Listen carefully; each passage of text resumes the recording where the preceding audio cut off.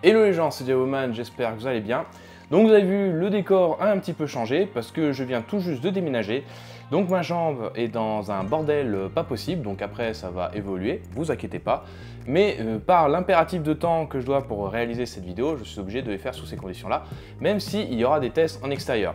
Donc aujourd'hui, je vais vous parler d'événements qui va se passer chez Evike Europe, les Evike Europe Days, où vous allez pouvoir profiter de plusieurs promotions, enfin offres promotionnelles sur la date juste en dessous. Et pour fêter ça, Evike m'a envoyé ce petit EV02 EMG, donc qui est une gamme de striker Amoeba vue par EMG pour ce qui est de licence, du style, et que je vais vous présenter pour voir un petit peu les différences avec un striker AS01 comme il peut y avoir dans les premières générations. Et je vous invite à aller jusqu'au bout de cette vidéo parce qu'il y aura un petit concours pour gagner un petit lot. Alors pour toute transparence, Evike m'a contacté justement pour ces Evike Europe Days qui vont se passer sur une certaine période pour pouvoir profiter d'offres intéressantes et ils m'ont suggéré de voir qu'est-ce que je pouvais vous présenter en termes de répliques de snipe, et mon choix s'est plutôt porté sur ce modèle par rapport à la gamme qu'ils avaient parce que je trouvais en termes de tarifs et de capacité aussi, de tout ce qui va être amélioration, capacité également en termes de performance d'origine, c'était pour moi la plus intéressante à vous présenter. Et je voulais également voir les améliorations qui avaient pu être faites sur ce modèle là de chez EMG par rapport à un striker classique. Donc déjà tout ce qu'on voit, c'est que le striker a eu pas mal d'améliorations entre temps. Donc on avait tout d'abord le premier striker donc, qui avait plutôt une forme assez classique, donc le mien a été un petit peu amélioré. Par exemple sur la version de base, vous aviez une attache par exemple de crosse à l'arrière, on avait ici le système de fixation Harris, un simple bouton pareil d'éjection que vous pouvez faire également avec l'index, un levier d'armement classique avec un témoin de charge ici qui sert également de rétention de toute la partie pneumatique. Donc si vous voulez démonter les cylindres, il faut enlever au niveau de cette partie là, et sachant que vous avez également des petits compartiments pour tout ce qui va être au niveau de la visserie, et on a voilà un truc assez classique. Le problème du striker ici, c'est qu'on a un volume d'air assez restreint de par la position du chargeur. Donc on avait une course de rechargement aussi qui était courte, et souvent son défaut par rapport au striker AS01, c'était que le volume dans le canon était trop important par rapport au volume de cylindre, ce qui fait qu'on avait un joule creep négatif, ou du moins si on mettait une bille trop lourde, on pouvait avoir une perte de puissance parce qu'en fait la bille au bout d'un moment elle commence à être freinée parce qu'il n'y a pas assez d'air dans le cylindre pour la pousser. Ensuite il y a eu la gamme AS02 donc, qui est plus ou moins comme cette version là, c'est à dire qu'on est passé sur un canon beaucoup plus court et qui est donc optimisé par rapport au volume d'air qui est contenu dans le cylindre, et ce qui fait qu'on va avoir ainsi évité une perte d'énergie, surtout quand on va vouloir jouer avec des grammages lourds. J'ai fait des tests en 0,45 g qu'on verra un petit peu plus tard et franchement ça fonctionne plutôt bien. Donc au niveau des caractéristiques, donc, on a ici le EV02, sachant qu'il y a le EV01 qui en gros reprend la longueur qu'on peut avoir sur le striker, donc qui est plus ou moins joli selon vos goûts, mais qui est selon moi pas optimisé comme je vous dis par rapport au volume d'air. Par contre, en termes d'amélioration que je pourrais vous suggérer plus tard, c'est que si vous êtes sur par exemple celui-là ou la version longue, on peut partir sur du HPR. Mais on va se concentrer d'abord sur comment il est d'origine et en spring. Au niveau des caractéristiques, donc là on est sur une réplique qui est vraiment en polymère et également en alliage pour ce qui est on va dire des parties métalliques. On n'est pas sur par exemple de l'aluminium CNC ou autre, on est plutôt sur de l'alliage moulé. Pour ce qui est du polymère par contre, il a l'air vraiment qualitatif, il n'y a pas grand chose qui bouge, il n'y a pas de jeu ou de bruit qui grince, etc. Donc 2,5 kg pour environ 870 mm, donc un truc qui est quand même assez compact. Pour ce qui est de tout ce qui est des possibilités, donc on va avoir à l'arrière, que ce soit du côté gauche et du côté droit, un système d'attache QD. Par contre, on n'a rien sur l'avant à ce niveau-là, ce qui est un petit peu dommage quand on va avoir par exemple une sangle 2 points qui est en général un peu plus appréciable sur une réplique type snipe par rapport à un truc un peu type assaut où en général le point ici est ce qui permet d'être accroché. Là en bout, en général c'est plutôt destiné pour du sangle de poing. On va avoir par contre sur l'avant des slots M-Lock, que ce soit donc 4 de chaque côté et 3 en dessous, et au bout on va avoir le système de fixation Harris qui va également servir de verrouillage du canon externe quand on voudra démonter. Au niveau du levier, on a un truc un peu plus tactique, arrondi, donc qui a une très bonne prise en main, qui est assez petit aussi. Par exemple là, vous voyez, moi si je veux recharger comme ça, c'est pas très confortable, hein. On est plutôt sur un levier qui va vous permettre de tirer comme ceci. Comme vous voyez, quand on recharge, on a une course qui est plutôt courte. Quand on va par exemple passer sur du VSR10, du TAC, en général le levier va être jusque là. Donc ça s'explique par la taille du piston qui est assez courte, et au niveau aussi la longueur du cylindre, parce que c'est la conception du fait d'avoir mis un chargeur réaliste et qui feed en direct. Et bien on ne peut pas se permettre d'avoir un trop gros volume, mais en tout cas, comme je vous dis, le ratio volume cylindre et canon dans cette configuration est optimisé. Donc là, vous voyez par exemple, si je suis comme ça, je viens de voir, on ne peut pas tirer. Si vous voulez tirer, il faut absolument que le levier soit baissé comme ici. Par exemple, si j'arme et que le levier est en l'air, je ne peux pas tirer. Il faut vraiment, il y a un système de loquet dans la queue de détente qui bloque le tir. Il faut vraiment baisser pour déverrouiller ce système-là. Justement, quand on arme, eh ben, vous allez voir qu'ici, je vais essayer de vous montrer au plus près, on va voir un témoin de charge. Donc vous voyez, si j'arme, hop, le témoin est visible et dès que je tire, hop, il disparaît. Ce qui va vous permettre, surtout quand du coup vous êtes droitier comme moi, d'avoir un œil, de voir très facilement, parce qu'en plus la pièce ressort en rouge, de voir si votre réplique est armée ou non. Au niveau du chargeur, donc il va y avoir quelques marquages dessus. Donc voilà, sur le devant et autres. Sur la partie basse, on va avoir ici plusieurs cas si jamais vous voulez faire une numérotation et autres sur vos différents chargeurs. Ils vont différer par exemple des premiers strikers à Moeba. Ceux du striker, vous voyez, il est un peu en pivot avec des marquages vraiment différents. Par contre, oui, que vous utilisiez un chargeur de striker classique ou celui-là, les deux sont compatibles. On va avoir justement, alors je vais vous montrer pour ce qui est des boutons du coup de chargement. Donc voilà, il est beaucoup plus avancé, donc il va être aussi visible à gauche qu'à droite. Donc pour ce qui est de l'engagement du chargeur, il n'y a aucune difficulté. Et quand on va vouloir charger, pareil. Donc par contre, on ne va pas avoir comme le striker la possibilité d'enlever avec l'index ou autre. Il faudra vraiment aller chercher, je pense plutôt avec le pouce. Et si vous appuyez, voilà, ça tombe sans aucun problème. On va avoir par contre ici une sécurité. Voilà, si vous faites comme ça, vous ne pourrez pas tirer même si vous passez par derrière. Donc voilà, après la sécurité, c'est vous qui voyez de la mettre ou non en général. Pour moi, un fusil de précision, à partir du moment où le levier n'est pas armé, quand vous avez fini votre partie, vous faites un tir et vous ne réarmez pas, il n'y a aucun risque après de faire un tir par accident. L'autre possibilité également, vous allez avoir ici la possibilité de dévisser, d'ajuster la hauteur de l'appui-joue. Par contre, voilà, on est sur quelque chose qui est pas ambidextre, hein. Vous ne pourrez que le visser sur la partie droite. Vous n'êtes pas comme par exemple sur un TAC 41 ou d'autres modèles existants qui va vous permettre par exemple de visser à gauche ou à droite. Et après, on va avoir une poignée pistolet, hein, donc qui fait une prise en main plutôt agréable, moi j'aime bien, avec un petit appui ici, et c'est assez gros, donc voilà, vous le sentez bien comme ça. La petite différence également, vous voyez en fait le rail supérieur, il est légèrement plus épais que le striker qui lui est vraiment à hauteur presque, il n'y a quasiment pas de différence. Donc si jamais vous voulez ajouter un système de TDC, donc la pièce qui va vous permettre de faire le réglage du hop-up, là on est par exemple sur un S01, par exemple cette pièce là je ne peux pas le transférer celui-là, il faudra vraiment un TDC type AS02 parce que pareil le AS02 avait un rail un peu plus haut. Donc justement pour ce qui est, je vais vous montrer, je voulais pas, hop, pour ce qui va être du réglage du hop-up, il vous faudra une clé Allen, donc pareil c'est indiqué au niveau du sens, il faudra tourner dans le sens horaire pour ajouter du hop-up et anti-horaire pour en enlever. Et je regarde au niveau des marquages, il n'y a pas grand chose, hein, hormis pour ce qui est de la roulette de réglage. Voilà, Ares EMG.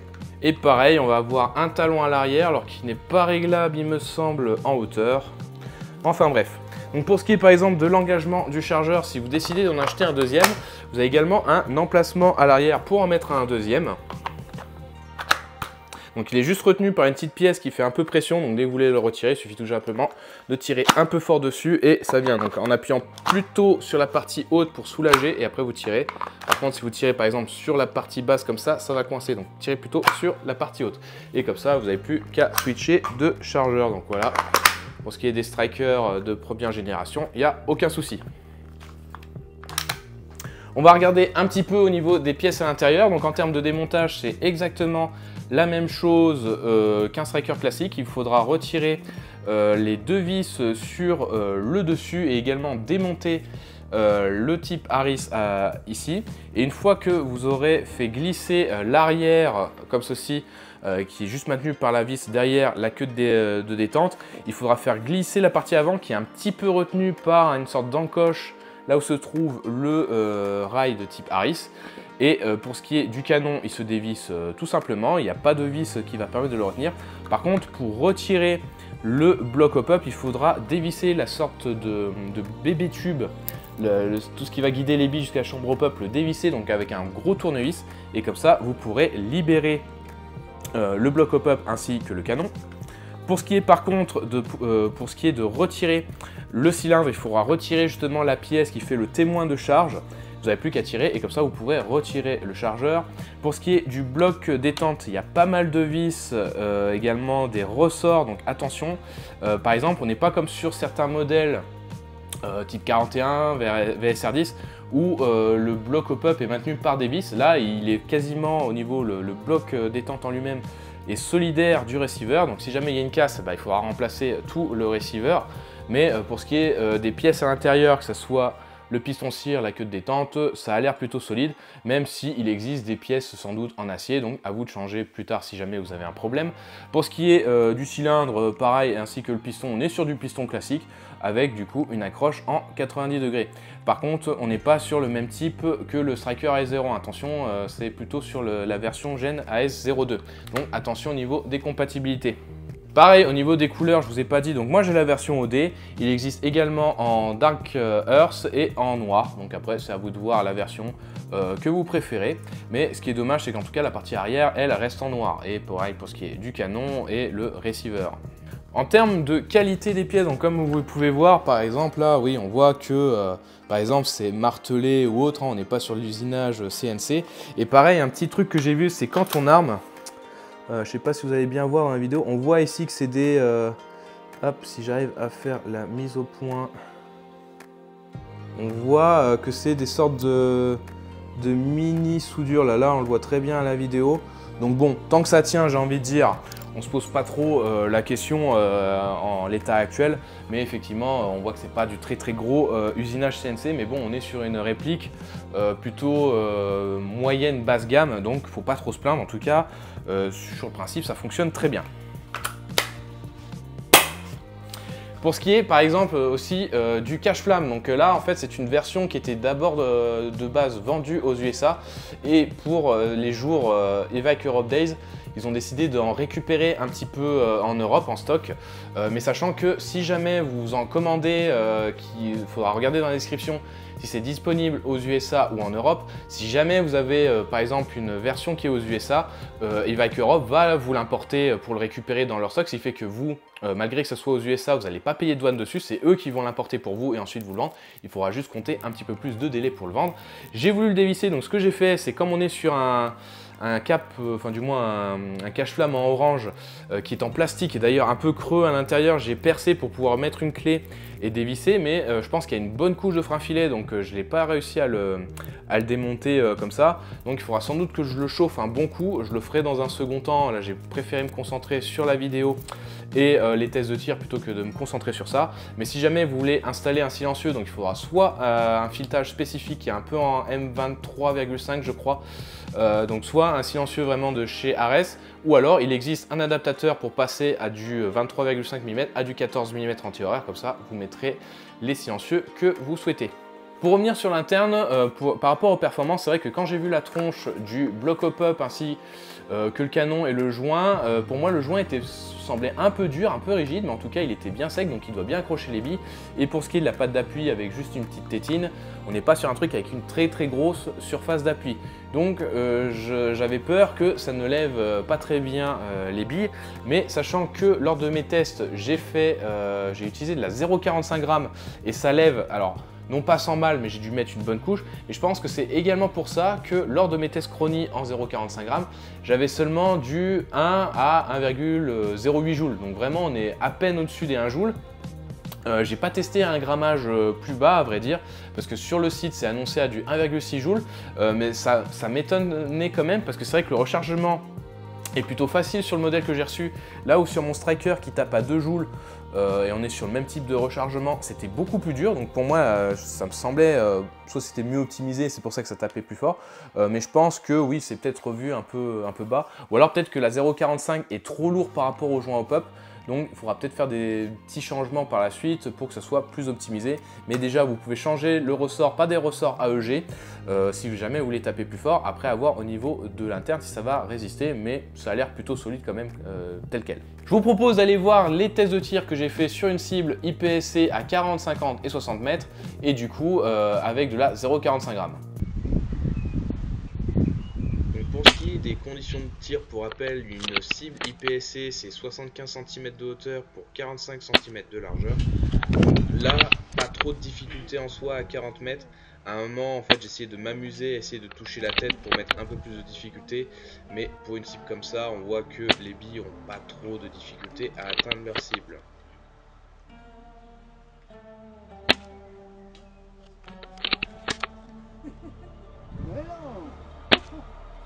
Sachant qu'au niveau du vent, on l'avait de face, mais on était légèrement derrière une butte. Donc je pense que ça nous couvrait quand même un petit peu, ça évitait aussi les tirs latérales. Même si ça n'empêchait pas, je pense que de temps en temps, il y a une petite rafale qui passait et ça poussait légèrement la bille sur le côté.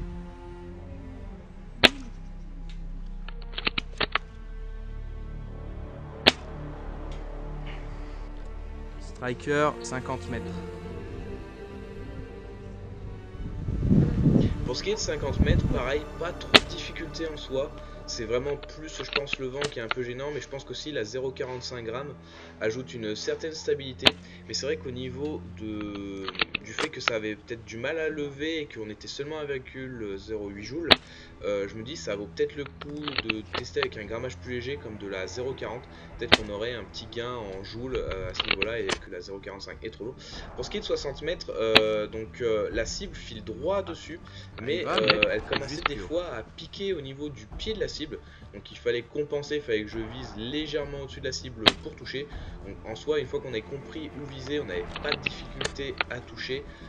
Même si voilà, avec le vent et la distance ça commence à être compliqué, mais j'ai quand même touché un paquet de fois la cible, donc non pas sans difficulté, hein, fallait quand même bien prendre le temps de viser et autres, et puis bah voilà, ça dépendait des rafales de vent.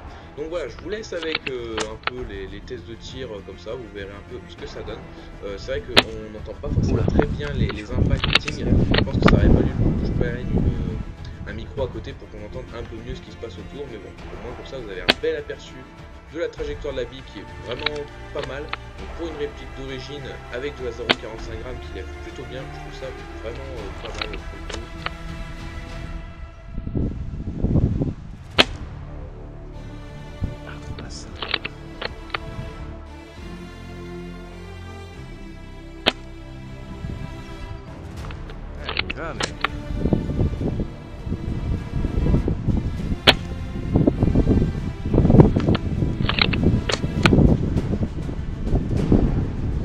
Il se lève, hein. Là il y a 60 mètres.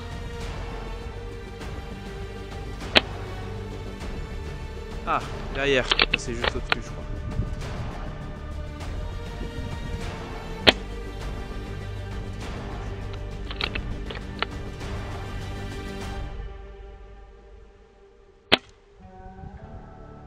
Ah, trop bas.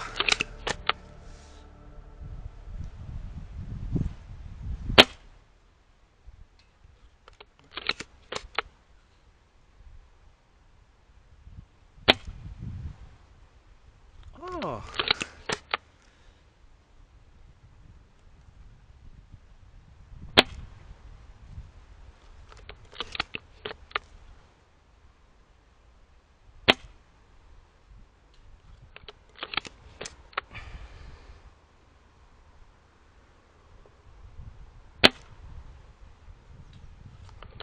Donc comme vous pouvez voir, franchement, avec en plus des conditions où le vent était de face et sur une cible IPSC, ben, une fois qu'on sait où viser, on atteint plutôt bien les 60 mètres. J'ai été vraiment surpris par les performances. Donc là, après, on était sur des conditions un petit peu difficiles. Et sachant que, comme je vous l'ai dit, à la 0,45 g, j'avais seulement du 1 joule, et bien franchement, c'est plutôt prometteur. Si jamais on arrive à monter jusqu'à du 2 joules, ça doit vraiment être agréable à utiliser en termes de performance. Pour ce qui est des possibilités de grade, il faudra surtout se tourner soit sur du Action Army ou alors certaines pièces côté de chez Amoeba. Et sinon, il faudra par exemple le convertir en HPA. C'est souvent, c'est plutôt la réplique qui se dessinait un peu plus par exemple qu'un TAC 41 ou autre pour le HPA du fait qu'il avait un faible volume d'air au niveau du cylindre. Mais si moi en tant que tel je devais l'améliorer, je pense que je mettrais du coup un block up de chez Action Army avec également un système de NUM pour un meilleur appui, un canon à fenêtre ouverte avec un joint type 50 ou 60 degrés, par exemple un Stalker ou un Silverback ou un Maple Leaf, vous aurez le choix comme ça. Pour ce qui est du piston, je pense que dans un premier temps, j'essaierai de garder celui d'origine et par contre, je l'alourdirai avec du fil d'étain pour justement optimiser l'énergie en grammage lourd. Et le cylindre, et pour ce qui est de la pièce de rétention du cylindre et le témoin de charge, je les remplacerai uniquement si j'avais une casse, mais en tout cas je partirai également sur du Action Army si jamais ça cassait. Et pareil pour tout ce qui va être des cires à l'intérieur, et après vous êtes prêt à jouer. Également avec le block up, je mettrai une petite tourelle pour pouvoir régler plus facilement, et comme ça je pourrai régler en jeu sans avoir besoin d'une clé Allen. Et après si jamais vous voulez changer tout ce qui est de la partie pneumatique en HPA, voir si vous arrivez à mettre un système CO2 ou à votre bouteille. Moi, si vous me connaissez, je ne suis pas très fan de base HPA, j'aime bien que les snipes restent en spring pour le côté fiabilité et facilité d'entretien. Donc voilà, franchement, en termes de performance et de qualité, plutôt bonne surprise pour le tarif. Donc sachez qu'avec les Evike Europe Days, cette réplique qui est aux alentours des 250 € va passer sous la barre des 200 € durant ces jours. Donc si jamais c'est une réplique qui vous intéresse, ou par exemple vous voulez un autre snipe plutôt abordable, parce qu'on est à peu près sur les tarifs d'un TAC 41 Light Sport, ça donne une alternative et un modèle assez intéressant qui fonctionne plutôt bien avec des possibilités de grade et qui en tout cas fonctionne très bien d'origine. Vous mettez une lunette dessus, vous êtes quasiment prêt à jouer, ou alors vous mettez également un petit ressort supplémentaire pour atteindre, allez, rien que les 1,6, 1,7 joules, et vous pouvez déjà très bien vous amuser sur le terrain. Donc voilà, encore merci à Evike pour l'envoi de cette réplique, merci à Raphaël pour tout ce qui est des échanges d'informations, et du coup je vous mettrai les liens de la réplique dans la description ainsi que le commentaire épinglé si ça vous intéresse. Et puis faites-moi vos retours si également vous aviez par exemple un S02 ou un modèle de chez EFG, je serais curieux d'avoir vos retours. Voilà, si vous êtes resté jusqu'au bout de la vidéo, je vais vous parler maintenant du concours. Donc en plus pour ces jours-là, Evike m'a envoyé du coup c'est un système de rechargement de billes, donc un gros bébé loader, c'est la version Autobot de chez EMG. Donc ainsi vous allez pouvoir mettre plusieurs billes dedans avec des adaptateurs, et avec le tout vous allez mettre jusqu'à 1400 billes. Donc voilà comment ça se présente, vous allez avoir ici, vous allez mettre vos billes, hop, et dès que vous allez appuyer avec l'adaptateur de votre choix, hop, ça va charger vos billes. Donc sachant que vous allez avoir l'emplacement de la batterie ici, et vous allez pouvoir brancher une petite batterie LiPo Antédine dedans.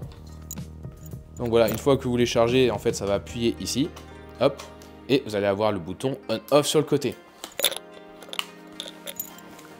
Pour participer au concours, c'est très simple, je vais mettre également un lien Google Form pour que vous répondiez à la question que je vais vous poser ici maintenant. C'est de quelle couleur est le joint hop-up d'origine dans le EV02 de chez EMG. Donc vous donnez votre réponse dans le questionnaire Google Form et ensuite je ferai un tirage au sort parmi ceux qui auront répondu juste à cette vidéo. Donc voilà, bonne chance à tous. Donc en tout cas, encore une fois, merci à Evike pour l'envoi de la réplique pour que je puisse vous la présenter, la tester, et également pour l'envoi du BB Loader pour que je puisse vous le faire gagner dans un concours. Donc bonne chance à tous les participants, et comme je vous dis, de toute façon, si vous regardez bien cette vidéo, vous devriez avoir la réponse. Et moi je vous dis à bientôt pour d'autres vidéos, et n'oubliez pas, dites-moi si vous allez profiter de ces offres, et n'oubliez pas le questionnaire, le lien est dans la description et le commentaire épinglé. Je vous dis à bientôt pour d'autres vidéos, la bise!